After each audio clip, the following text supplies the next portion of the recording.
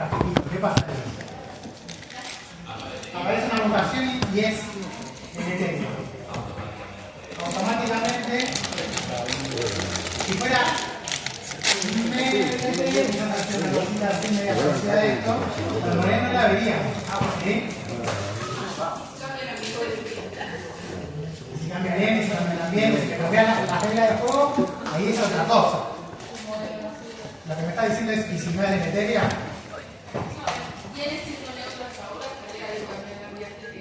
Y ahí entonces las reglas son otras y los alelos que no sean neutros no harán esto. Claro. Sí, se resetea esto. ¿Sí? Ahora, ¿ven todas estas mutaciones que ocurrieron y no se fijaron? En términos reales, si nosotros vivimos acá, no vamos a saber cuántas de estas pasaron y no existieron o existieron. Porque las únicas que podemos contar son los eventos de fijación. Lo que nos llega al presente son los eventos de fijación que se van acumulando. ¿Sí? Ese tic-tac de reloj molecular. Entonces, esto es ilustrativo, pero en realidad nunca podríamos saber. Estas neutras y todas las deleterias. Todas las deleterias que ocurrieron no juegan. ¿Entienden? Y si hubiera alguna positiva, en realidad sería una fijación así, pum, inmediata, casi instantánea, ¿sí? Pero que en términos de cómo se comporta el modelo en términos generales, ni se modela. ¿Okay? ¿Vamos bien?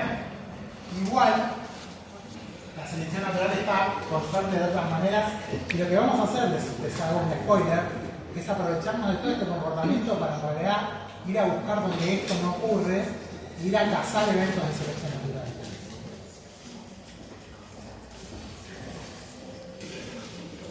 Cada vez que tenemos un polimorfismo, entonces, chicos, a diferencia de lo que sería un polimorfismo mantenido por selección natural, los polimorfismos son transitorios. Transitorios en dos sentidos. Si solo ocurriera la deriva, en un momento se pierde, y se terminan fijando los alelos, pero si eso no pasa incluso, si estamos en la situación acá, como el compañero que decía, y aparecen mutaciones antes de que se fije una, aparecen nuevas, ese polimorfismo es transitorio, pero en realidad las frecuencias están variando, no están fijas. Es un tipo de variabilidad distinta. Bien. Esto se los voy a saltar porque así nos aumentamos, pero es lo que le hacía ruido a él. Esto está en cuentas. Si yo tardo 4n generaciones en fijarme, ¿sí? Y tengo una tasa de mutación como esa por gameta, básicamente en el tiempo que yo tardo 4n, por ejemplo, un n de 1000 son 4000 generaciones, ¿no? En 4000 generaciones, con una tasa de mutación medianamente realista, lo que tardó en fijarse un alelo, aparecieron 8 mutaciones nuevas en el sistema. Entonces no es monomórfica esa población. Se fijó ese alelo y están 8 nuevas versiones de ese alelo fijado dando vueltas como polimorfismo. ¿Sí? Bien. Y acá estamos a punto de ir a la primera gran fórmula de 2 o 3 que tienen que entender y saber. ¿Sí? ¿Cuál es esa tasa, esa velocidad de mutación donde yo combino estas dos cosas que les hacía ruido, en cuánto tardaban en fijarse, cuándo aparecía la mutación? Bueno, ya habíamos dicho que la probabilidad de que se fije una mutación cualquiera es su frecuencia. ¿Bien? ¿Estamos de acuerdo? ¿Les tengo que explicar de vuelta o se entiende? Esta es la probabilidad de que se fije una ley. ¿Y cómo aparecen nuevas mutaciones en cada generación? Y acá sí meto al N, que a todos les hacía ruido. La probabilidad de mutación por la cantidad de alelos en cada generación candidatos a ser mutados. ¿Ok? 2N. ¿Este se entiende también? En cada generación tengo esta probabilidad de mutación encarnada en esta cantidad de alelos que se van a copiar. Sí. Cada vez que ponga N es N efectivo. Estamos hablando de un log, para no complicar. Estamos hablando de un N constante para no complicar. Después le voy a cambiar los locus y los N, porque por ahora, pasitos de bebé. ¿Sí? Tengo una probabilidad de que pierda variabilidad por fijación, una probabilidad de que aparezca variabilidad nueva. ¿Sí? ¿Qué proponía Kimura? Un equilibrio entre estas dos fuerzas, la que está metiendo variabilidad y la que está sacando. ¿Sí? Acá están metidas. No hice otra cosa que poner esto acá. ¿Okay? La tasa de evolución se la va a dar la fijación de alelos que aparecieron en algún momento. ¿Sí? O sea, es como una locomotora donde estoy metiendo carbón y va avanzando. Ese avance de evolución son la fijación de alelos. Alelos que en algún momento tuvieron que aparecer. Mutaciones nuevas. ¿Okay? Esto, que es la tasa de evolución molecular neutra, ¿no? Si yo simplifico, este 2n se me va con este 2n y me queda esto, la tasa de mutación, que de vuelta no es la tasa de mutación total, sino que siempre estamos hablando de alelos neutros, ¿no? Esta es la tasa de mutación neutra. ¿Sí bien? La tasa de evolución es la tasa de mutación. ¿Qué tan rápido cambia una secuencia? Lo rápido que pueda mutar. ¿Mutar de qué manera? No puede ser dos voces a esta altura. Tiene que ser un coro neutro. ¿Okay? ¿Qué tan rápido va a evolucionar de manera neutra una secuencia? Lo rápido que pueda mutar de manera neutra. ¿Lo ven? Porque eso no podría explicar también la selección cambiando tipo, que la tasa de evolución sea como menor, como que ¿por qué solamente Para empezar, vos forzaste que todo este comportamiento sea neutro porque tú estuviste uniendo solamente las dos fuerzas evolutivas metidas acá, la mutación y la aditivo. ¿Sí? ¿Bien? Si se mete la selección natural, vos ya veo la escuela en la que estás, créeme que vas a salir más que complacida de esta teoría. Pero por ahora aguantame en el neutralismo. Con esto vamos a salir a la casa de la selección natural. Pero si la selección natural mete la cola, esto no se va a cumplir. Porque vos fíjate que acá solo metimos dos fuerzas evolutivas que la selección natural en esto no tiene nada que ver. ¿Cuánto deriva y cuánto muta el sistema? ¿Bien? ¿Se entiende esa lógica? O sea, metimos solo las dos fuerzas evolutivas que Kimura decía, si entran en equilibrio, esto me da evolución igual. ¿Sí?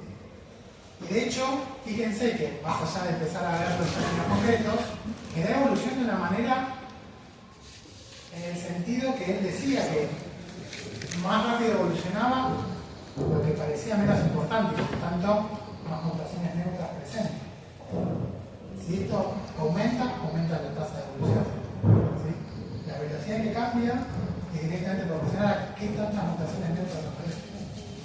Por empezar, la formulita así súper sencilla se comporta como esperábamos en teoría. Es una mano ahí que... ¿Tiene concepto vale para todo en la CLM así parece que no, pero tenés deriva? ¿Sí? Claro que sí. Pero al ser con deriva no es tan intuitivo que valga para todo el mundo. Para el chico, por ejemplo, la deriva es más fuerte. Sí. Entonces no me es intuitivo que el N transfiera nomás y no importa. Si el N es chico, ahora sí llamo a los que me decían que no le cerraba. ¿Qué pasa si el N es chico con las mutaciones que ocurren? son pocas? Son menos. Porque hay menos individuos para mutar.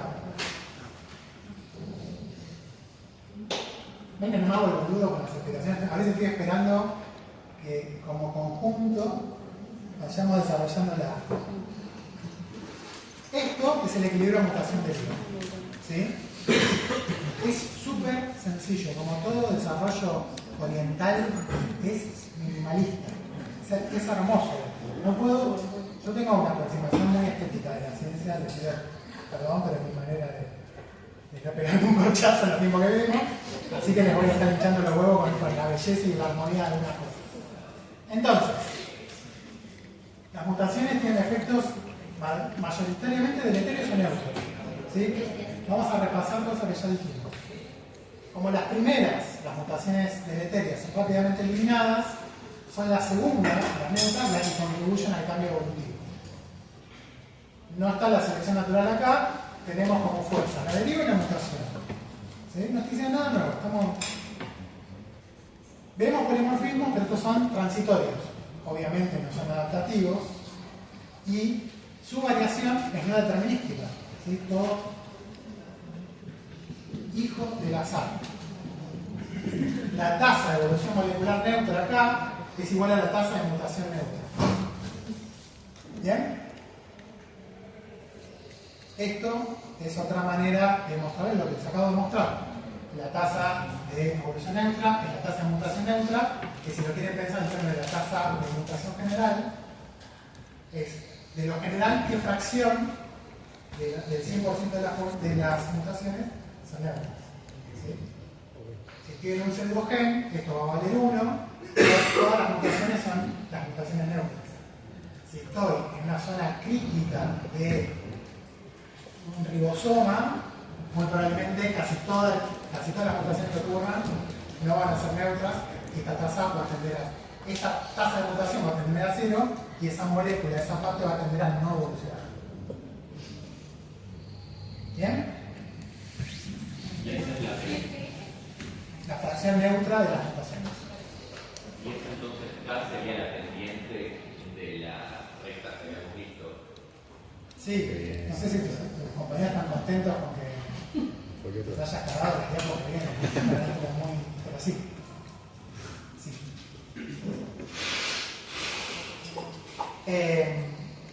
¿Cuánto yo veo de polimorfismo? Ustedes ya, esto me lo dijeron ustedes en forma de crítica, donde que no les cerraba. ¿Cuánto veo de polimorfismo? Depende del tamaño efectivo de la población y de la tasa de mutación neutra. ¿Sí? Si subo cualquiera de las dos cosas, voy a ver más polimorfismo. Bien. Con esto los voy a matar. ¿O no? ¿No? No sé qué tan mal quieren pasar, pero síganme. Les voy a hacer como la otra diapositiva, se la dejo para su casa, pero síganme en esto. ¿Cuántos polimorfismos puedo esperar ver? ¿Sí? Dicho de otra manera un poco más elegante, ¿cuál es la sinuosidad esperada? ¿Cuál es la probabilidad de que yo agarre un individuo con un alelo particular y sea un heterocigota? ¿Sí? Si todo esto funciona.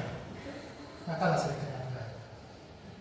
O sea, ¿cuál es la probabilidad de que yo agarre dos alelos de un individuo diploide y no sean idénticos? ¿Okay? Si la población está sujeto a rajatabla, lo que quiere tiempo. Bien. Esto que parece muy extraño no es otra cosa que la probabilidad.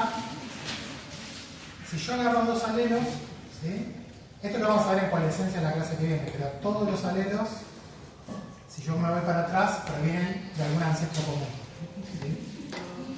Todos nuestros alelos, tarde o temprano convergen a un alelo común. ¿Sí? En nuestra especie, y todas las especies del planeta convergen a una población original. Así que todo hacia el pasado, todo coalesce. ¿Okay? Así que dos alelos, no importa que yo los vea heterocigotas, en algún momento coalescen hacia atrás. ¿Ok? ¿Me siguen la lógica? Bueno, ahora, la probabilidad que yo los vea y no haya pasado o sea, que yo los vea y sea un heterocigota que me inscribe.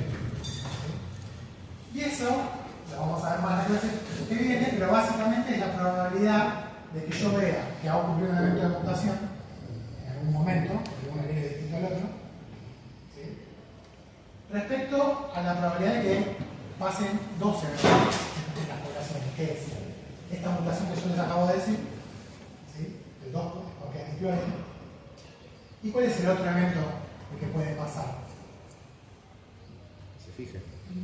Que en realidad, ahora estoy pensando para atrás, que en realidad ese alelo viene de un ancestro común, o sea, copia exacta del mismo alelo del pasado. ¿Sí? ¿Otra vez? Un alelo que viene idéntico como copia del pasado o mutado. ¿Ok? Esta es la probabilidad de que ocurra una mutación en algún alelo. ¿Sí? es esta. Acá está la misma. Y esta es la probabilidad, o sea, esta no es una probabilidad de mutación, esta es la probabilidad, ¿se acuerdan que era la probabilidad de que existe un alelo? Bueno, en términos más generales es la probabilidad de coalescencia. Dicho de otra manera, la probabilidad de que yo vea dos alelos iguales porque son la copia del mismo alelo en la generación anterior. ¿Sí? En la generación anterior o en alguna para atrás. Esa es la probabilidad de coalescencia. Porque ustedes antes compraron, ahora me miran raro, pero hace un rato cuando yo dije todos los alelos vienen de un alelo ancestral, me dijeron que sí. O sea que en algún momento todos los alelos eran el mismo alelo. ¿Sí? Así que todos los alelos, todos, incluso los mutados o no, vienen de una copia ancestral, en algún momento eran el mismo alelo, hacia atrás. Bueno, esa es esta probabilidad. Básicamente, esto es una probabilidad compuesta, lo vamos a ver más sencillo cuando veamos coalescencia en la clase que viene, pero en realidad, a una matemagia, si me siguen, llego a este parámetro, ¿lo hicieron a este parámetro? ¿Sí? Bueno, ninguna llega a esto, porque este parámetro también lo conocemos como θ. Es un parámetro que ahora nos va a seguir por un rato. Θ es la heterozigosicidad esperada. ¿Sí? ¿Por qué? O sea, es la probabilidad que yo espero de ver individuos heterocigotas en una muestra. ¿Sí? Que yo acabo de hacer. ¿Por qué? ¿Qué pasa con este término si la tasa de mutación es muy, muy baja? ¿Qué tiende este término? A esto de arriba, ¿sí? Porque esto tiende a 0. Si bajo mucho mu, esto tiende a 0 y esto queda básicamente dividido 1, queda este parámetro. ¿Okay? Así que en términos reales de cómo funcionan las poblaciones naturales, básicamente Kimura se dio cuenta que esto es igual a esto. ¿Sí? Y este término, que lo vamos a seguir viendo, que es un estimador de la heterocigosidad de las poblaciones, se conoce como θ. ¿Ok? Solo para introducir esa θ. Después, no se preocupen que es un desarrollo matemático para los que son más fanáticos, no se los voy a tomar para los que son más pragmáticos. Pero ¿por qué les traigo a θ? Fíjense que acá me acerco un poco a lo que está interesante. El nivel de polimorfismo, la heterocigosidad, así como quieran entenderlo, este θ, depende del tamaño poblacional efectivo y de la tasa de mutación neutra. Les sigo repitiendo siempre lo mismo, fíjense que son siempre los dos parámetros, ¿ok? Dicho de otra manera, si tengo una población muy grande, tengo más mutantes, tengo más polimorfismo, ¿sí? Si tengo una población de un tamaño dado que le aumento la tasa de mutación, tengo más polimorfismo. ¿Ok? Acá, fíjense que tengo los dos parámetros juntos, el tamaño poblacional y la tasa de mutación. Si aumento los dos, uno, lo que sea, pero si aumento estos parámetros, ¿qué pasa con la cantidad de individuos heterocigotos? Aumenta. ¿Ok?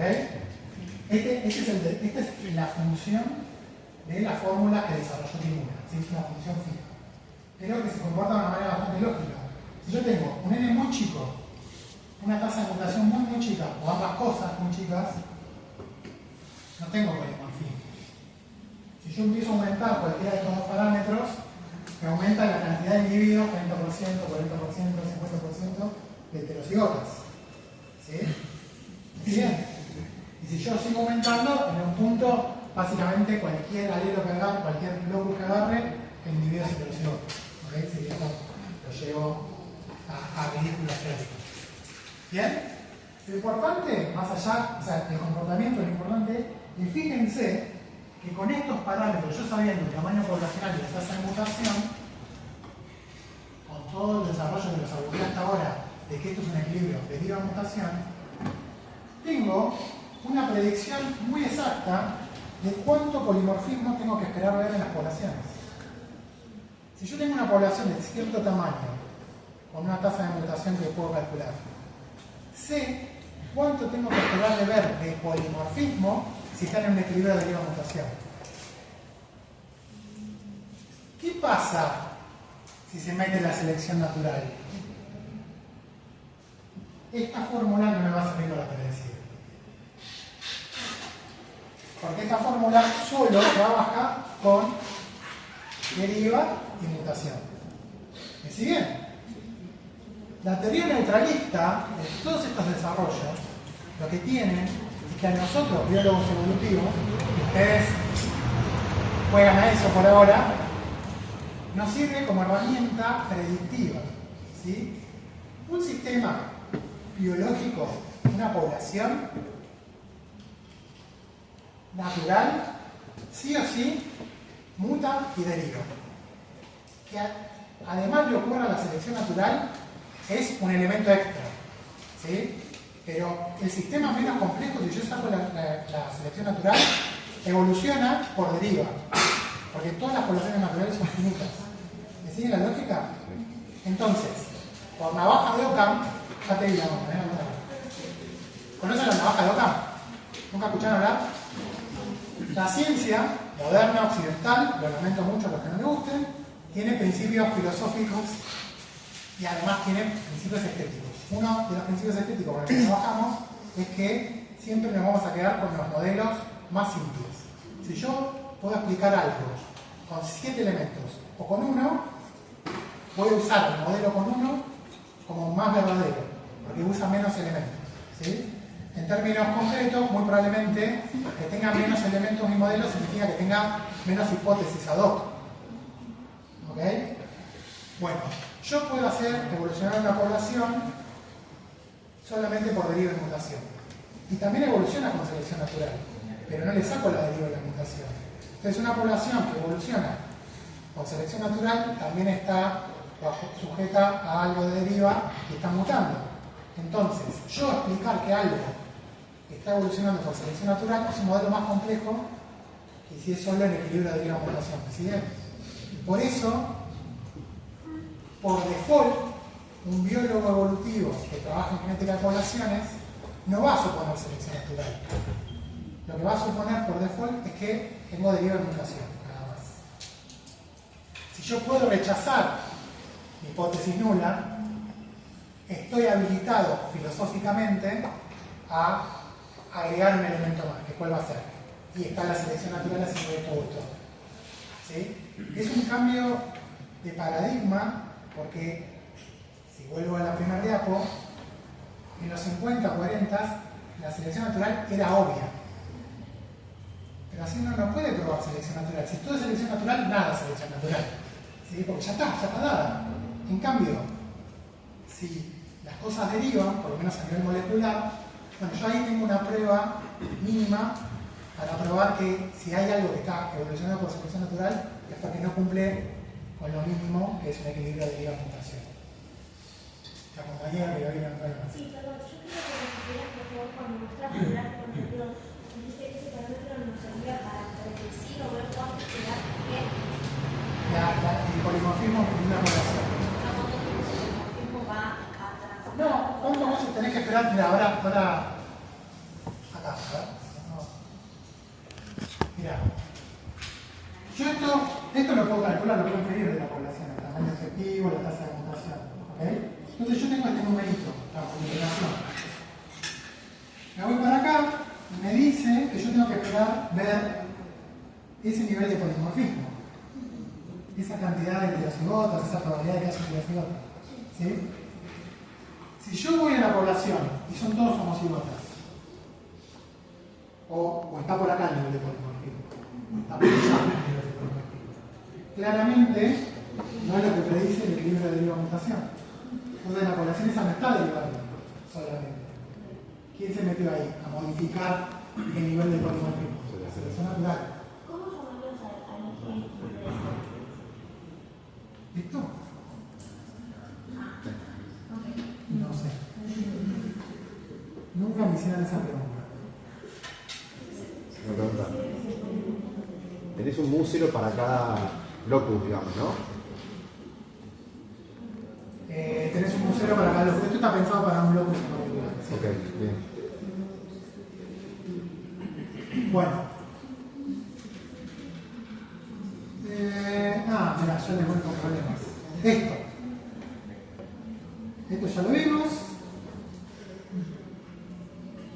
La teoría neutralista, cuando se presenta, salirán de vuelta, acá hay problemas, acá hay cosas que no me cierran, como por ejemplo, que cuando uno veía el tiempo generacional, veía que la tasa de evolución de las zonas no sinónimas respecto a las sinónimas, de aquellas que se reducían, era distinta, que no todo funcionaba como un reloj molecular, que había un montón de secuencias que no. Sí. En las proteínas de codón y BMC. Vos tenés mutaciones que no cambian el aminoácido y mutaciones que sí. ¿Estamos todos? ¿Sí?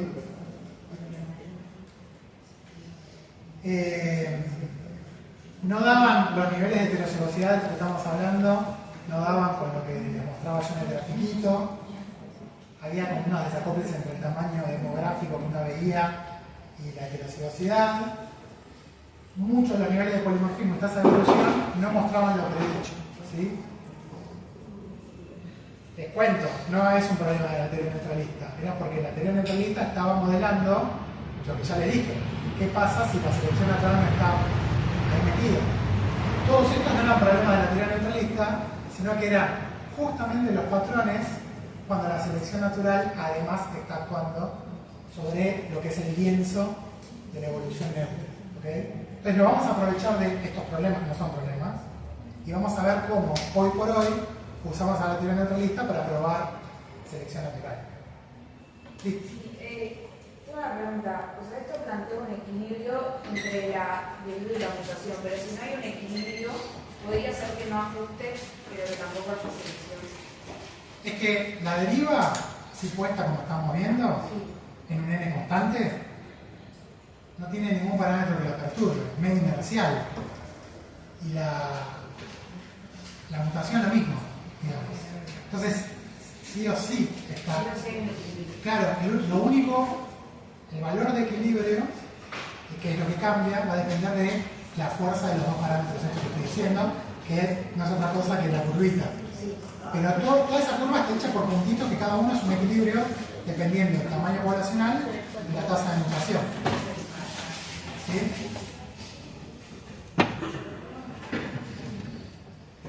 No es por comparar, pero hacen mejores preguntas que el año pasado, ¿no? Siéntanse contentos. Bien.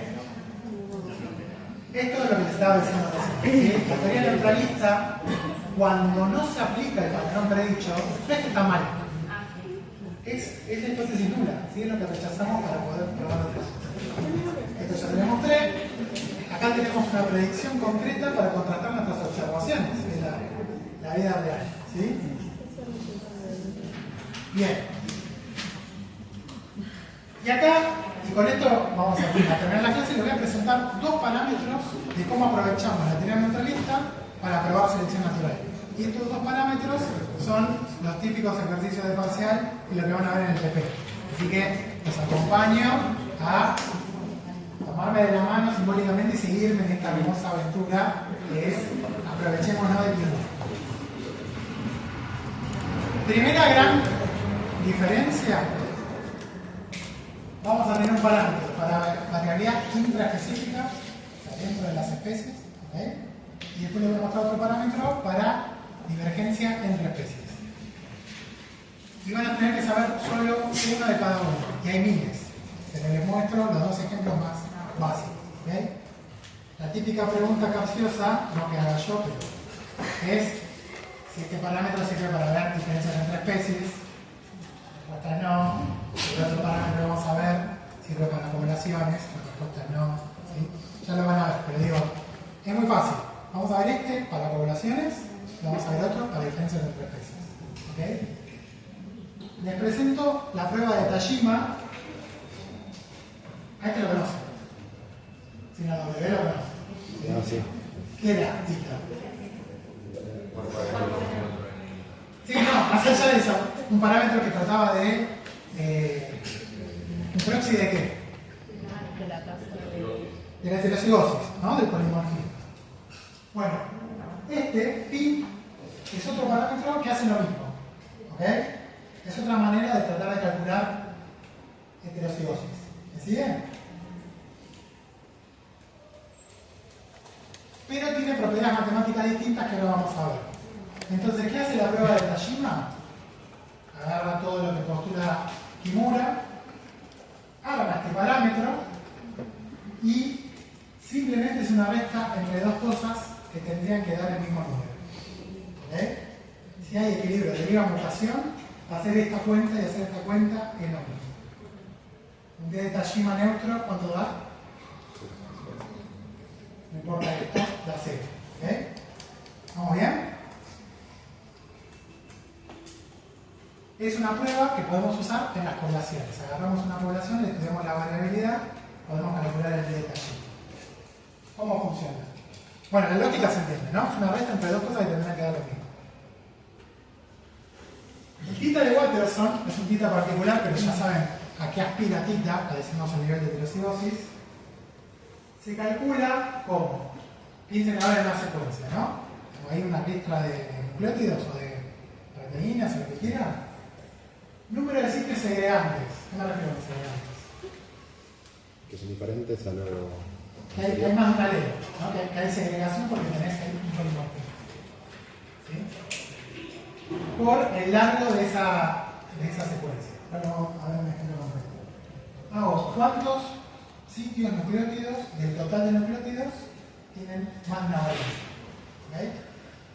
Si yo tengo una secuencia de 100 un largo de ADN de 100 bases y la mitad tengo más de un nucleótido dando vuelta como alelo alternativo, esto me va a dar 50. ¿Por qué era el número de sitios segregantes? Y sí, te voy a mostrar un ejemplo. No, porque ya empiezo a dar vuelta. Acá tengo 4 secuencias, ¿sí? Con estos nucleótidos. ¿Okay? Estos puntitos significan que los 4 individuos que yo agarré tienen una timina acá. ¿Este sitio es segregante? No hay, es monomórfico. Por lo tanto no segrega ninguna variante. Acá, de los 4 individuos, hay uno que en vez de una timina tiene una citosina. Este sitio es segregante. A ver. Este no es segregante, este no, este sí. ¿Ok?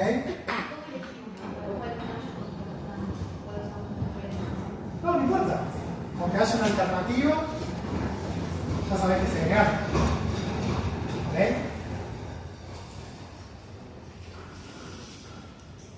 ¿Me siguen? ¿Sí? ¿Se entiende? Entonces acá tengo 1, 2, 3, 4, 5, 6, 7, 8, 9 sitios y tengo 1, 2, 3, 4, 5 segregantes.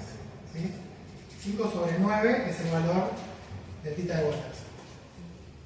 Y las segregaciones no necesariamente tienen que ser neutras, ¿o sí? Que el nucleótido que cambia no necesariamente tiene que resultar algo. Nosotros o estamos asumiendo que sí. Estamos usando el D de Tajima para ver eso que vos te estás preguntando. Okay. ¿Sí? Estamos acá en el laboratorio, te traigo esta secuencia y digo, no sé si es neutra o no. Vos tampoco, de hecho está empezando a sospechar que no. ¿Sí? Bueno, veamos. ¿Okay? Tengo todos estos sitios y estos son segregantes. ¿Okay? Calculo el tita de Watterson. ¿Okay? Y trata de calcular el mismo parámetro en general. ¿Okay? Pero no hace esa cuantita que es bastante fácil. La hace un poco más complicada. Porque pi lo que va a hacer es un promedio. Sí. O sea, todo eso lo estamos viendo porque son estimadores de heterocigosis, pero heterocigosis en cada locus o en qué. Sí. Ahora, no sé si vos y yo estamos pensando lo mismo cuando decimos locus. ¿Qué te estás imaginando? Un gen. Puede ser un gen, puede ser una parte más chiquita de un gen. Ok. Pero por eso se ve como De hecho, individualmente. No sé qué significa individualmente. O sea, aunque lo ves por un gen a la vez. Y mirá, en el ejemplo, muy cortito para... Esto ni siquiera es un gen. Claro. Es una porcioncita mínima. ¿Sí? En términos generales es más probable que tengamos una secuencia un poco más larga, ¿no? pero podrían no ser un gen. De hecho, los genes tienen estructuras bastante complicadas y Kimura nos dijo que dependiendo de la parte del gen evolucionaba a distintas tasas, así que puede ser que no queramos trabajar con el gen sino con un pedacito. O sea, todos los modelos, esto de deriva mutación, hablan de una secuencia, Sí. no hablan de una base. No, porque ahí te perdés este comportamiento por lo de los alelos que vos te hacías lío de cómo puede ser que uno se fije. Claro. Nunca se va a fijar uno si hay otro que aparece como mutación. Porque si pensás como un nucleótido solo, tenés razón. Si lo pensás como una secuencia, sí, tal cual. Entonces, cuando decimos que un alelo se fija, Sí. estamos hablando. Esto es un alelo. Ah, listo, te Este es otro alelo, este es otro alelo. ¿Cuántos sitios se agregan esto? Decime vos. ¿Este se agrega? ¿Este? ¿Sí o no? ¿Sí? ¿Respuesta final? ¿Cuántos sitios se agregan? ¿Este? No, perdón. Estoy distraída. Perdón. El A y T, ¿usted se agrega 2 veces o se agrega una sola? No, el sitio se agrega, porque tiene más de una alternativa. No importa cuántas. ¿Sí? Pero es muy bueno lo que decís, porque esto que te acabo de decir funciona para lista de Waters. ¿Sí? ¿Sí? ¿Sí o no? Ahora, Pi trabaja con la misma secuencia. ¿Terminé de contestar allá? ¿Sí? Pi trabaja sobre la misma secuencia. ¿Ok? Pero no va a ser esta cosa que es bastante sencilla. Va a ser el promedio de las diferencias entre pares de secuencias. ¿Ok? O sea, esta secuencia, ¿cuánto se sabe? Uno. ¿No? Anoto 1 más. Esta con esta, 3 más. Esta con esta, 3 más. Esta con esta, 2. ¿ven? Van sacando y hacen el promedio de todas las comparaciones que hicieron. Eso va a dar un número. ¿Ok? Que no necesariamente da el mismo número que hacer 5 sobre 9, que habíamos dicho. No necesariamente. Pero, si Kimura tiene razón sobre esta secuencia, y esto está en equilibrio de la mutación, haber hecho esto y haber hecho esto da lo mismo. Entonces, ¿la activa es una constante o no? si esto da lo mismo, sí, te va a dar un número solo. Pero la activa es un valor fijo que queda constante o Va a depender de este número y de este número que vos calcules. Y vos calculas un número por secuencia. ¿Sí? ¿Vamos bien? Si está en equilibrio de la mutación, hicimos esto al pedo, porque da lo mismo, esto que da. Bien. Si hacemos todo eso y eso da 0, era que no se animó. ¿Qué pasa con la secuencia? No hay que. Secuencia. No está siendo seleccionada. No hay selección natural, ¿no? A ver, no puedo rechazar la hipótesis nula, me pongo en biome. No puedo decir que haya otra cosa que no sea en equilibrio de la mutación. Entonces a vos te digo, no hay selección natural. Por lo menos así no podemos decir nada. ¿Ok? Pero, si la selección natural estuvo ahí, no da lo mismo hacer una y otra, y si me da menor a 0, ¿sí? ¿Qué significa? Estos parámetros está siendo perturbado de manera distinta. Lo que me está pasando, ahora lo vamos a ver, es que yo tengo alelos en baja frecuencia, comparativamente con la cantidad de alelos que yo esperaría por un equilibrio de deriva mutación. ¿Sí? O sea, no tenés tanta heterocigosis como debería. No tenés la heterocigosis ordenada como esperarías. ¿Sí? Es como que tenés más variabilidad. Es más, es un poco más complejo. Voy a tratar de mostrárselo. Me fui por atrás. Pero acá, ¿sí? Fíjense que tenemos distintas situaciones con distintas frecuencias, ¿no? Pero si esto están dando todo el tiempo, acá las frecuencias son distintas, pero hay como una especie de constancia en cuántos alelos en cada momento están en baja frecuencia, cuántos en frecuencias intermedias y cuántos a punto de fijarse, ¿no? Si se imaginan como frecuencia de alelos, cuántos alelos hay en cada frecuencia, tiene como una formita eso, como una distribución. ¿Está bien? Esa distribución puede cambiar un poco, pero tiene una forma que se mantiene medio constante, así como se mantiene medio constante cada cuánto se fija uno. Y eso hace que, lo que les decía antes, hacer las dos cuentas de Tajima de lo mismo. Ahora, si la selección natural, que ahora vamos a ver de qué manera tiene que actuar, me lleva a tener un D de Tajima menor a 0, y es porque me cambió eso que yo esperaba de cuántos alelos grandes, cuántos chicos, y tengo demasiado, sería la evolución neutra, de alelos en baja frecuencia. ¿Sí? Tengo demasiados alelos que están poco representados. Eso dependerá de la población, puede ser 1 de 3, pueden ser 15 de 200 alelos. ¿Sí? Por eso no hay una regla, pero sí me están sobrando alelos en baja frecuencia. Esa es la interpretación. Ahora vamos a ver proporcionalmente lo que vos esperás por un equilibrio de una mutación. ¿Sí? Lo que pasa es que yo no te puedo dar un número fijo. Es que el equilibrio de una mutación dice una alelo en alta, 50 en media y 3 en baja, y esto te da 11 en baja, entonces hay un exceso. ¿Se entiende? Te están sobrando alelos en frecuencias que vos no esperarías tan bajitas si tuvieran un equilibrio de una mutación. ¿Okay? No. ¿Vamos bien? ¿Sí? Como que se corre una proporción esperada, ¿no? Y después uno tiene que pensar por qué eso, pero la proporción habla de una representación comparativa, pero no de un número. ¿Sí? Ustedes podrían no respetar la proporción de 50 y 50 en el sexo, pero en realidad eso puede depender de un montón de cosas, y el N específico de qué significa que está corrido dependerá de cuántos somos, cómo sea el rastreo. ¿Okay? ¿Se entiende? Entonces, por eso no les puedo dar un número concreto de qué sería alelos, exceso de alelos bajo. El equilibrio de la mutación en baja frecuencia. Ahora vamos a ver cómo se produce eso, pero ahora vamos a ver en términos generales.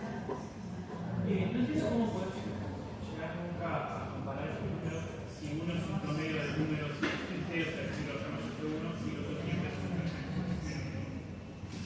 ¿Cuál es la razón ahora? No es tipo de todo el lado que tengo los que están en un campo agregado. Solamente el número, no era dividir un medio que... El largo total, en ese total. Claro, por eso, quedaba 5,90, ¿no? Sí. ¿Cómo lo para con un número que es tu promedio de cubre y algo más alto? No, porque a veces no se sacan diferencias. Hay alelos que pueden tener 0. Entonces vos tenés ahí el número de arriba, puede ser más bajo que el denominador. Que es el total de comparación. Ahí justo en el ejemplo tenías todos valores, pero no. De hecho, muy probablemente tenemos muchos individuos monomáticos parecidos entre sí, son todos ceros.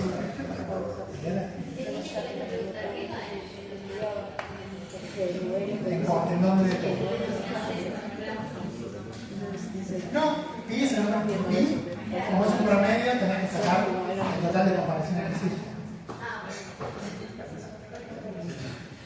Bien.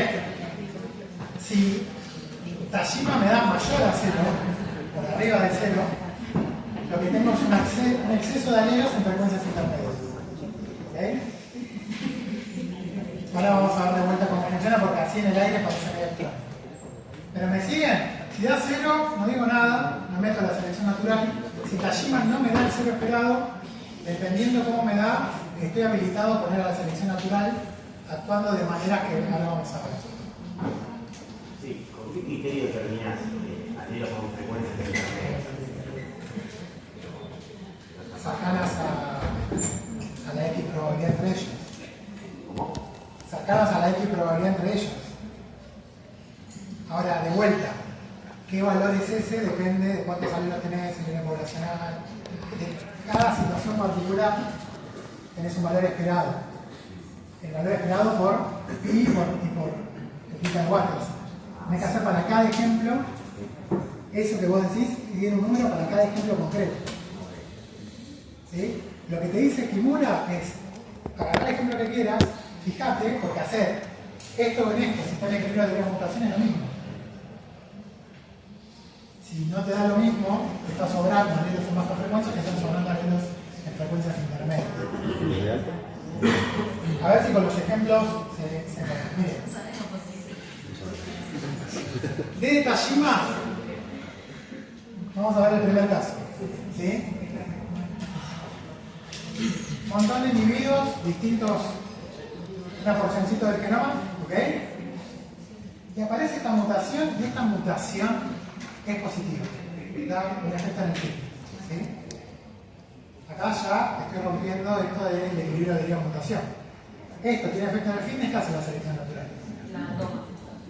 La toma, sonríe, le pone los laureles al que tenga esto y lo hace padre o madre de las próximas generaciones con mayor proporción hasta que se fije.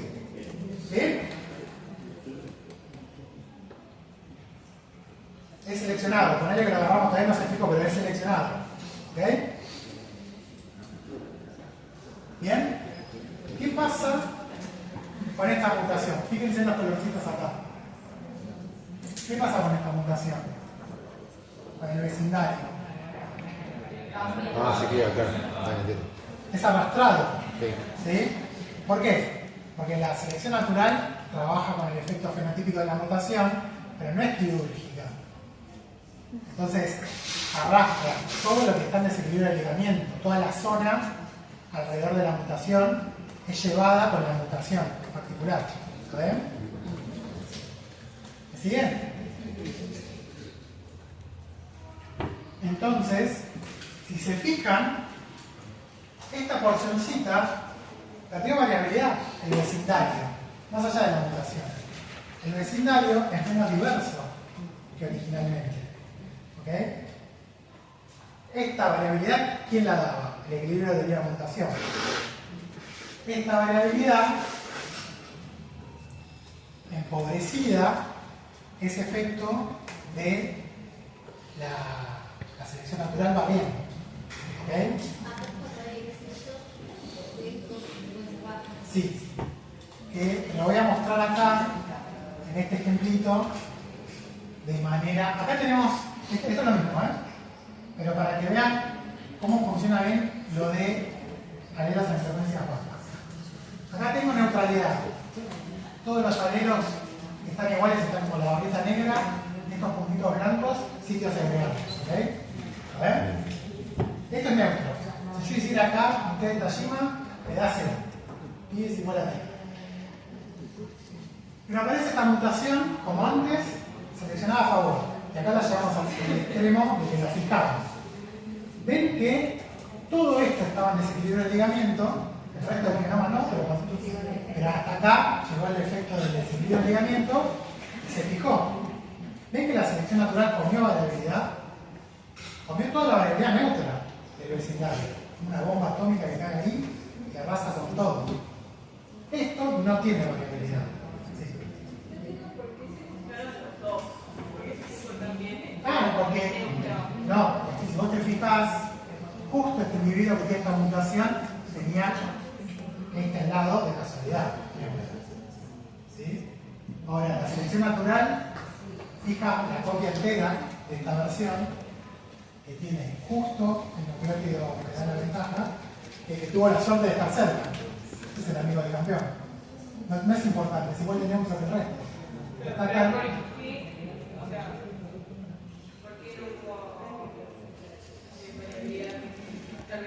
Existía variabilidad, pero los otros alelos no fueron seleccionados a favor porque no tenían la ventaja extra.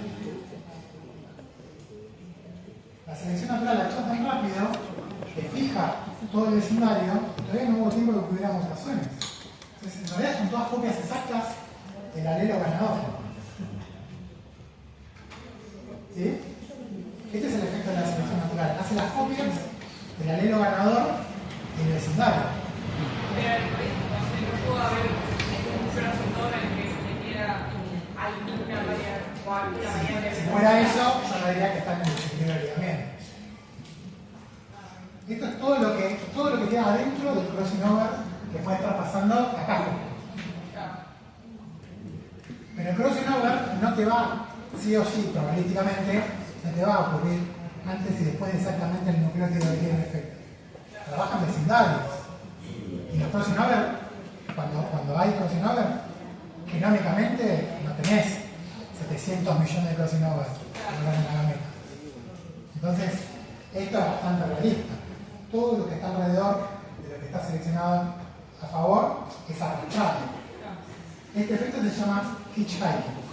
Se lo lleva el alelo ganador, copia todo el vecindario con la variabilidad esta que deja de ser variabilidad. Ahora es la única versión. ¿Sí? Esto es inmediatamente la fijación por selección natural. En sus modelos era cuando ponían selección a favor de este alelo y quedaba fijado. Ahora, para que haya selección natural, ¿qué tiene que haber? Variabilidad. Si no hay variabilidad, ¿puede actuar la selección natural? Esta población está bajo selección natural. Todos los individuos son iguales, con este alelo beneficioso, pero en realidad ya la selección natural acá ya deja de tener que decir sobre esos alelos. ¿Y qué es lo que hay siempre? Deriva y mutación. ¿Sí? Entonces empiezan a aparecer, como brotes después de un incendio, mutaciones en el vecindario. Pero estas mutaciones aparecen ahora. Y si recién aparecen, las mutaciones que recién aparecen, ¿cuál es su frecuencia inicial? 1 sobre 2n. Y al poquito tiempo no van a estar muy lejos de eso. Entonces los alelos, muchos de los alelos estos que yo veo, están en alta o baja frecuencia.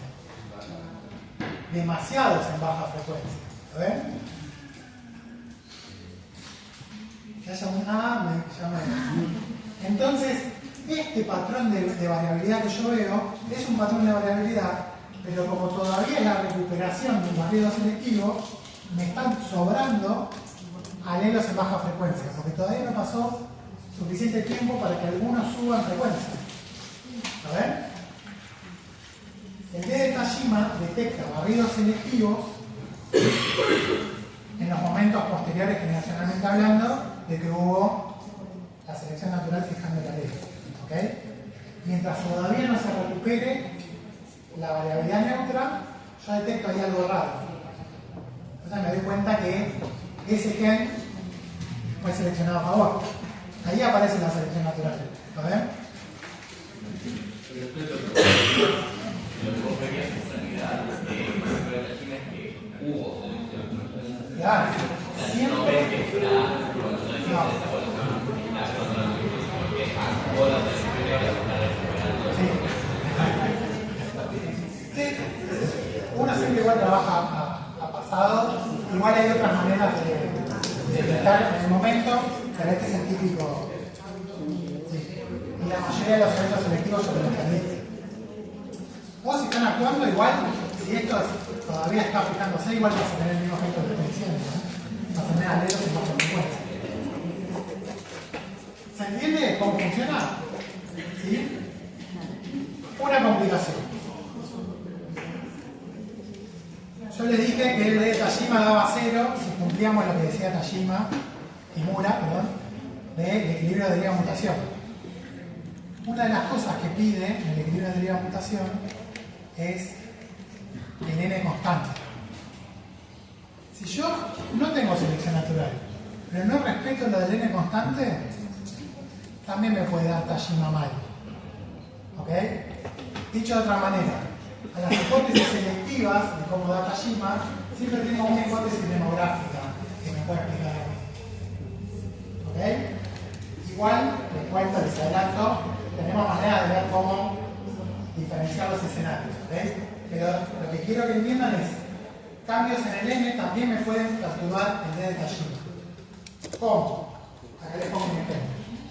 Acá abajo no está la selección natural, ¿eh? Siempre está el equilibrio de deriva-mutación. ¿Me siguen? Pero, ¿qué está pasando en esta población? Está creciendo, ¿sí? Está en expansión poblacional. Cada generación hay más individuos. ¿Bien? Si yo en cada generación hay más individuos, todo derivando, ¿qué pasa con las mutaciones? La probabilidad está fija, ponele la probabilidad de que la polimerasa falle, pero en realidad aumenta una probabilidad, pero claro, de ver eventos de mutación. Entonces, en cada generación hay más individuos candidatos a tener una mutación observable. ¿A ver? Pero si la población sigue creciendo, la mutación nueva que aparece en baja frecuencia, ¿no? Y empieza a derivar, pero la población sigue creciendo. Entonces, ¿qué va a pasar con esa mutación? Va a tender a estar siempre en baja frecuencia mientras la población siga creciendo. ¿Me siguen?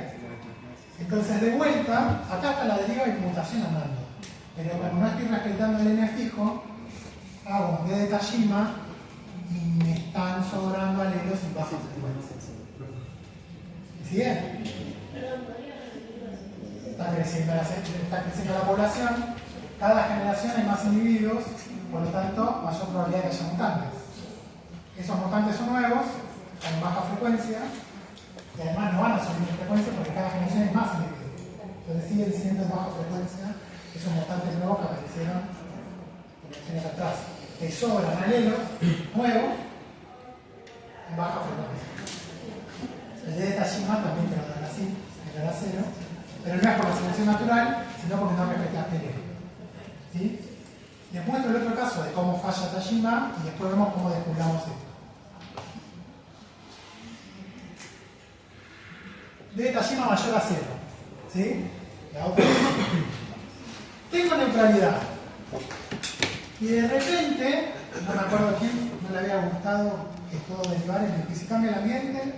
Bueno, si cambia el ambiente, por ejemplo, empezamos a tener, por ejemplo, un sistema de selección de heterosis positiva. Si tengo la selección natural actuando, ¿qué pasa con la heterosis positiva? Me mantiene los alelos en frecuencias intermedias. Es lo que ustedes vieron. ¿Sí? Entonces, voy a tener algunos alelos sobre representados, pero no uno. Alelos ahí equiprobables o que tienen frecuencias intermedias, medianamente altas, que me van a cambiar lo que yo espero por el equilibrio de deriva-mutación. El d de Tajima me va a dar mayor a 0. ¿Lo ven? Una pregunta. Sí. Si fue, por ejemplo, el caso anterior del barrido selectivo, previo al que sí que también vería que las frecuencias son altas, o sea, en ciertos alelos la frecuencia es alta. Claro, pero ahí depende mucho, es muy raro. Porque, ¿por qué no te daría que tenés un alelo en demasiada alta frecuencia? Digo, ¿por qué te daría esto? Porque estos son varios alelos alternativos, como repartiéndose la frecuencia. Por eso estos no son alelos en alta frecuencia, son en frecuencias intermedias. Tendrías que justo agarrar el alelo. Claro, y con otros alelos en frecuencias que le compitan. Tendrías mucha mala... ¿Puede pasar? Tendrías mucha mala suerte. Probablemente cuando a las 2 o 3 generaciones que volvés a hacer el experimento te dio otra cosa. Bien. Es bastante sencillo entender cómo la selección natural cambia Tajima en esta situación. ¿Cómo es la demográfica? Sacamos la selección natural de vuelta. Siempre tenemos el equilibrio de deriva-mutación, pero esta vez lo que tenemos, por ejemplo, es un cuello botella.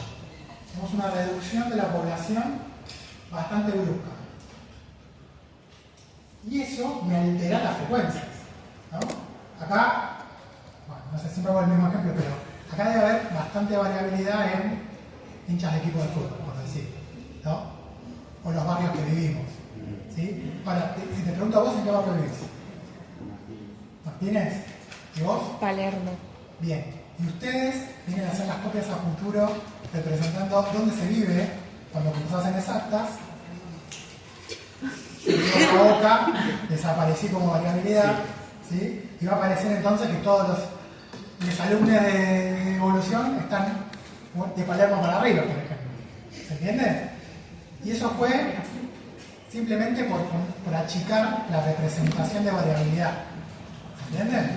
Entonces, si yo chico, además pasa esto. Yo podría decir que el 50% de los alumnos viven en Martínez y el 50% en Palermo. Entonces están en frecuencias intermedias, dos barrios, en realidad es un efecto de muestreo.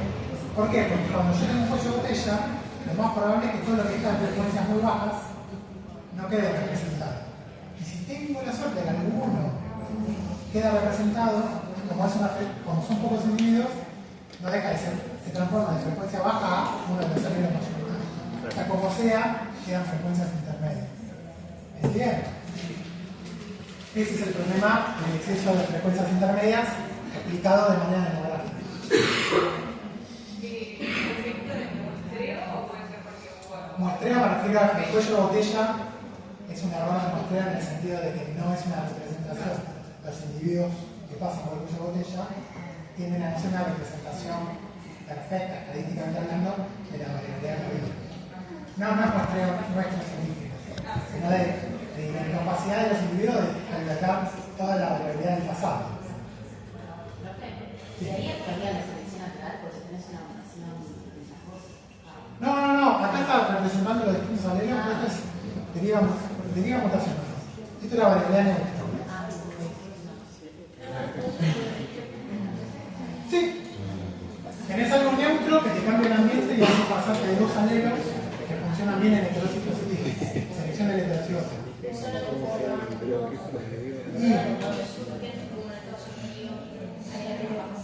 No, ni siquiera hay mutaciones. Acá tenés la selección natural trabajando para que estén más representados los heterociotas.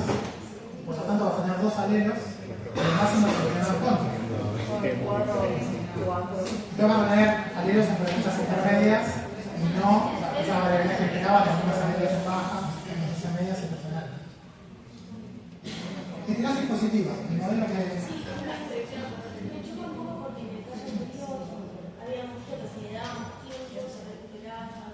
claro, pero acá la selección natural, acá la ley que varía, o sea, una vez que fija el alelo, sí, porque es direccional, ¿sí? Y cuando fija el alelo, deja de poder evolucionar por selección natural, con más variabilidad. Entonces empieza a evolucionar de manera neutra. Acá, la selección natural está actuando todo el tiempo en el presente y cualquier alelo vas a seleccionar en contra porque esto se va a mantener a favor. No está la deriva. No dejaste de deriva.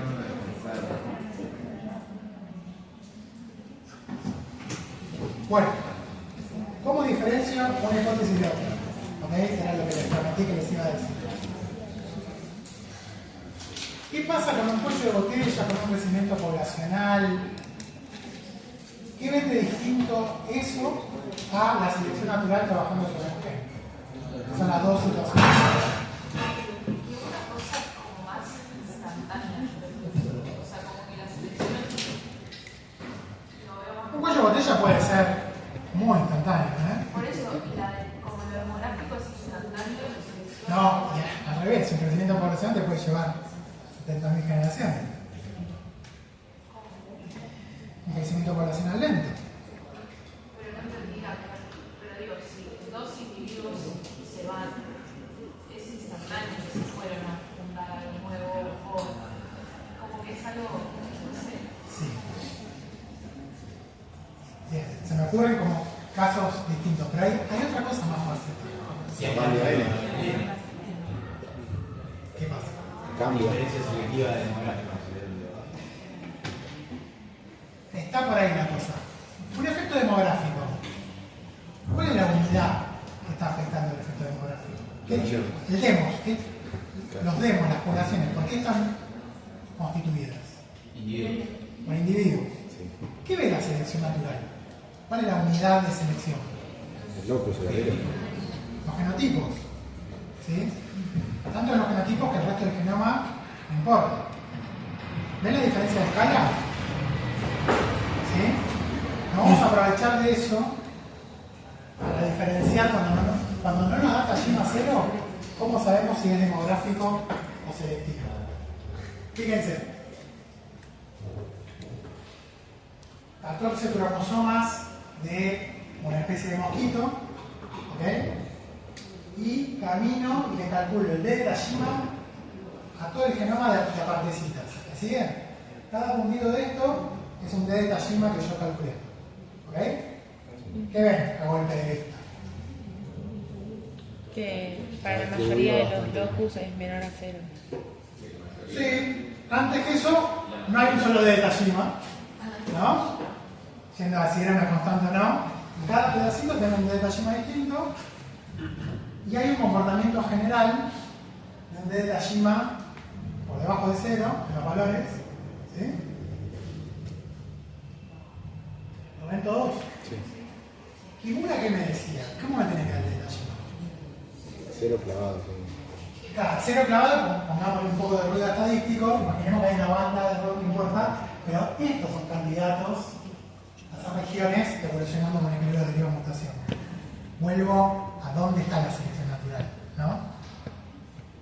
Los casos concretos que el patrón sigue evolución neutra, fíjense en este genoma de mosquito, son la minoría, ¿ven? Ahora, hay como un gran comportamiento de D Tajima menores a 0, ¿no? ¿Cuál era la explicación de D Tajima menores a 0?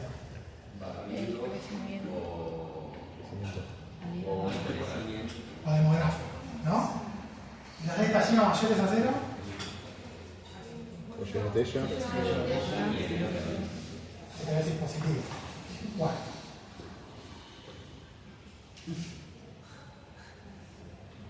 ¿Qué está pasando acá? Y ahora vuelvo a que ustedes piensen en qué pasa con los eventos demográficos. ¿Quiénes protagonizan los eventos demográficos? Las poblaciones, los individuos de la población. Cuando hay un cuello de botella, no hay un cuello de botella de un agrego. Hay un cuello de botella de un grupo de individuos con todo su genoma. Cuando crece una población, no crece un alelo respecto al resto del genoma. Se multiplican los individuos, por lo tanto, los genomas que portan, ¿no? Los eventos demográficos, a nivel de la genética de poblaciones, son eventos genómicos. ¿Lo ven? Los eventos selectivos son eventos locales en algunas porciones del genoma. Entonces, yo estoy estudiando un gen en particular, ¿no?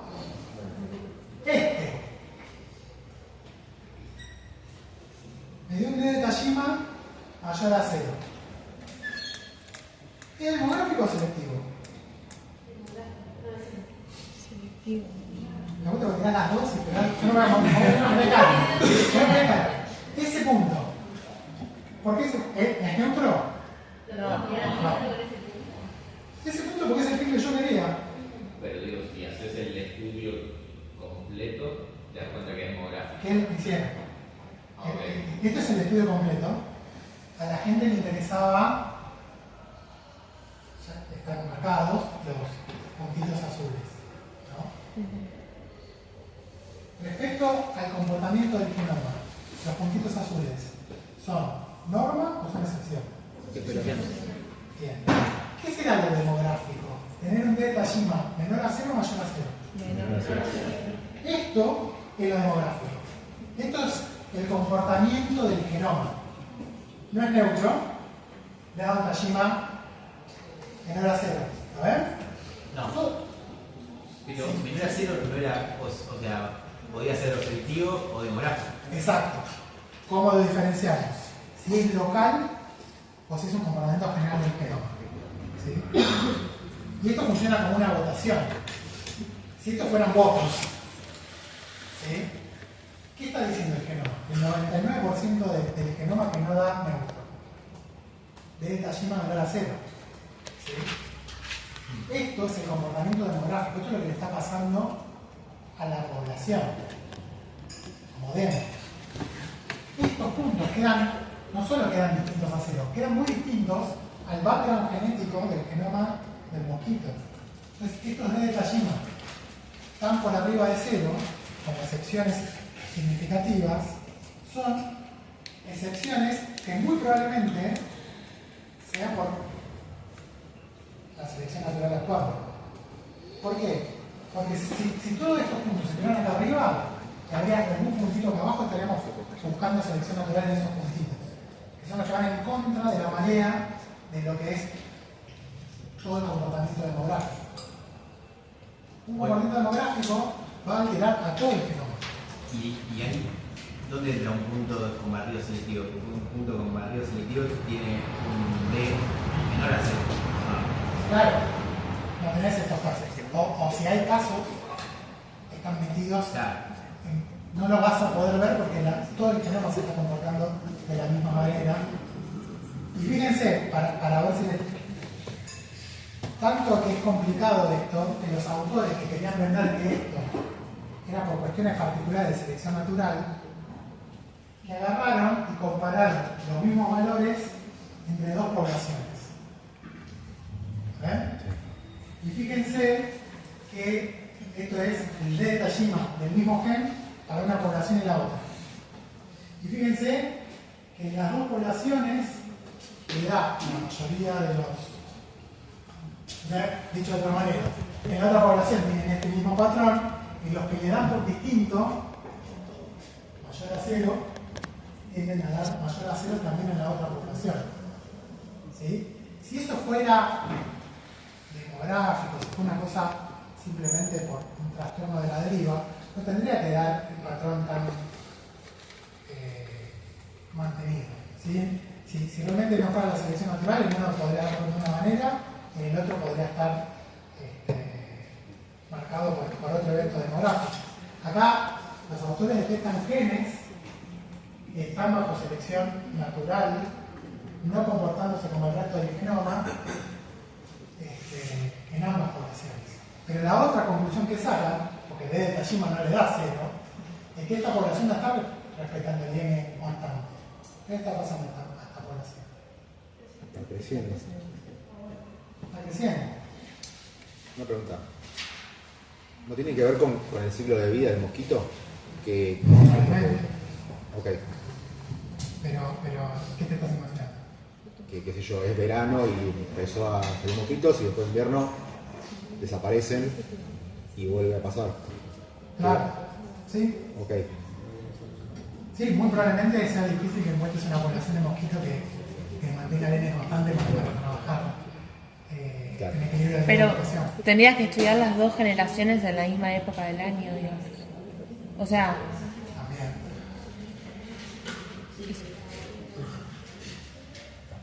Dicho de otra manera, más sencillo. Si yo, ahora vamos a ver otro ejemplo un poco más terrenal, con menos vista. A ver. Bueno, pruebas como esta de Tajima tienen un montón, por eso les digo que tiene suerte de solo aprenderse una. Fíjense, otro laburo, ahora con los 1000 genomas de humanos modernos, para que vean que el D de Tajima, acá, es un parámetro muy sencillo, que yo te lo presento, que hace un montón de años que trabajamos, pero que sigue en los papers más nuevos, sigue calculándose. Fíjense que los autores marcan algunos lugares donde el D de Tajima se dispara, ¿no? ¿Por qué? Porque son lugares que llaman la atención respecto al resto del comportamiento del genoma y son candidatos a precisamente a ser algo que no está evolucionando con el equilibrio de alimentación, pero que no es demográfico, sino que, como es una excepción al resto del genoma, por decirlo en términos generales, muy probablemente la explicación sea selectiva. ¿Sí? Porque la selección natural trabaja a nivel regional y no a nivel genómico.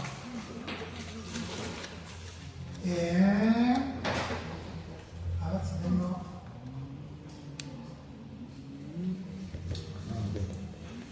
Esto esto es una manera de trabajar un poco más, muy probablemente trabajamos nosotros así, o se trabajaba así. A veces no hay plata para trabajar con todo el genoma. Uno quiere hacer un Tajima de un gen o un lugar que le interesa y se pregunta si es selección natural o demográfico. Y es como, bueno, tenés que diferenciarlo del resto del genoma. Y es como, no tengo plata, me van a cobrar en dólares. Bueno, ¿cuál es la alternativa? Secuenciar distintos lugares del genoma, algunos superglossis, o sea, van a haber muchos papers que hicieran eso, antes de que los estudios genómicos sean accesibles, se hacían distintos genes, distintas regiones, como para contrastar la región de interés respecto a otros genes, ¿no? Que uno sospechaba que regiones que sospechaba que evolucionaban de manera neutra, varias en distintas partes del genoma, para decir, ven, todos estos lugares me están marcando que esto evoluciona de manera neutra, mi gen en particular no me dio Tajima, créanme que esto es selectivo y no demográfico. Si yo tengo un D de Tajima distinto de cero, voy a otros loss y nada que ver con mi hipótesis selectiva, y me dan el D de Tajima igual distinto de cero, y ahí tenía que decir que es demográfico, no puedo decir que es la selección natural. ¿Se entiende? Esa es la diferenciación para el caso de los. Acá tenemos, de vuelta con el plan, acá con Plasmodium falciparum, estudian distintos dominios de un gen en particular. Fíjense, de Tajima, el D de Fu y Li, que es otra manera de calcular para que vean que van a haber un montón de parámetros porque cada uno tiene propiedades un poquito distintas y a veces conviene, dependiendo de su muestra, el largo de la secuencia, la variabilidad, hay algunos un poco más sensibles que otros. Entonces, no es raro que ustedes vean más de un parámetro para tratar de calcular lo mismo.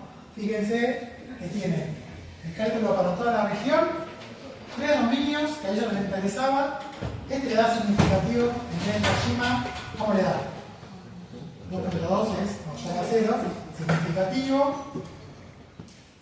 Este, fíjense que le da 0,7, como llega a 0, pero no le da significativo que funciona igual.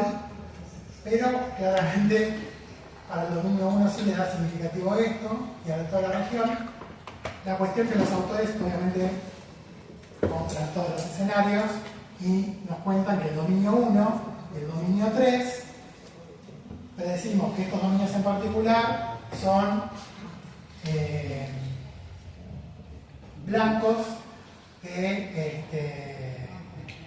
o sea, que básicamente está la selección natural trabajando ahí porque tiene que ver con la respuesta inmune de los humanos. ¿Sí?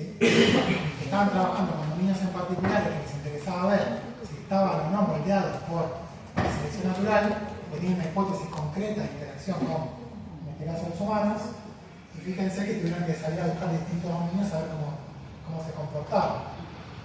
Incluso así, fíjense que hacen refuerzo con distintos parámetros, porque, por ejemplo, si ustedes que solo conocen el D de Tajima, en este paper solo hubieran podido decir algo sobre este dominio.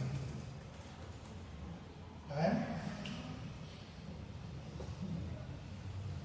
Pero nada, solo para marcarles que es un parámetro que lo van a ver, que se usa un montón, es súper sencillo de calcular, así que está como todavía totalmente en consideración. Bien. Lo mismo, esto se lo dejo a otro laburo. Acá tienen la hipótesis de que en un grupo de monos del Nuevo Mundo hay selección balanceadora. ¿Ven? Entonces, ¿qué quieren esperar con el delta Tajima? Que les dé paralelos en frecuencias intermedias. ¿Sí? Eso está bueno porque una vez tiene hipótesis particulares sobre cómo tiene que trabajar la selección. No es tipo que no me dé 0. Es como, no me tiene que dar 0, pero me tiene que dar mayor, me tiene que dar menor. Bueno, en 2 especies distintas trabajan con un montón de zonas de genes. Básicamente, de vuelta, calculan el D de Tajima, para que vean. Fíjense que tienen el pi, el tita, los parámetros que ustedes vieron, y cómo les da el D de Tajima. Mismo paper. Demostramos que hay selección balanceadora actuando en el polimorfismo de este gen, que es los monos del Nuevo Mundo. Lo prueban para las 2 especies. Y les quiero mostrar esto, que lo vamos a retomar la clase que viene. de Tajima es significativamente distinto de 0. ¿Sí? ¿Por qué? Porque el D de Tajima nos da un valor. No tenemos nada con el valor. Porque como habíamos dicho hasta recién, ese valor es propio de mi secuencia y de la variabilidad que tiene. Entonces, 0,07 es 0 o significativamente distinto. ¿No? Bueno, la única manera de testear eso es como pasan los autores, les cuento la conclusión que sacan con esto y después les digo cómo llegan ahí. Fíjense, ellos encuentran que el D de Tajima les da de los valores que les interesaba que le dieran para estos exones. ¿Ven que queda por afuera de la curva? ¿Sí? A golpe de vista, ¿qué es esta curva? Esta curva son valores de Tajima simulados con la variabilidad que tienen, con el largo de secuencia que tienen. Se hacen n miles simulaciones de si esa secuencia evolucionada de manera neutra, en el libro de deriva mutación, qué valor de Tajima me daría. Empiezan a simular y a bootstrapear eso y a cambiar las secuencias al azar, y me genera una distribución para comparar mis valores observados. ¿Lo ven? No hay una tabla como en Biome, que uno tiene la tabla para el F de Fisher, tablas fijas con distribuciones fijas. Esta distribución no existe y me la tengo que armar con mis propios datos, simulando un equilibrio de deriva mutación. Pero como el equilibrio de deriva mutación son fuerzas probabilísticas, no hay un solo valor. Me pueden dar distintas mutaciones en distintos momentos. Por eso tengo como un juego, una distribución de valores de Tajima que yo podría esperar con mi misma secuencia, siguiendo un equilibrio de deriva mutación. Esto se hace con lo que se conoce como modelo de coalescencia, que es lo que vamos a ver en la próxima clase. ¿Okay? Pero es la manera de simular lo que yo quiero observar si esto evoluciona de manera neutra comparado con mis valores reales. Entonces acá sí puedo sacar una distancia, digamos, a la media y decir, bueno, esto tiene tantos sigmas de diferencia, esto está por fuera de mi distribución, esto es significativo, este D de Tajima distinto de 0.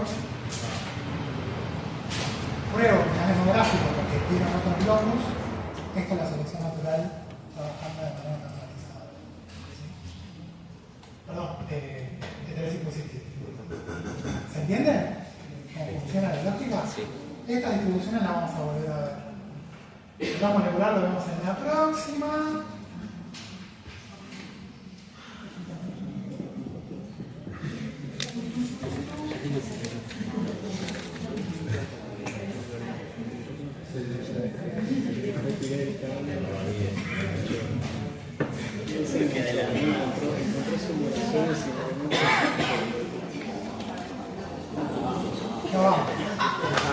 No.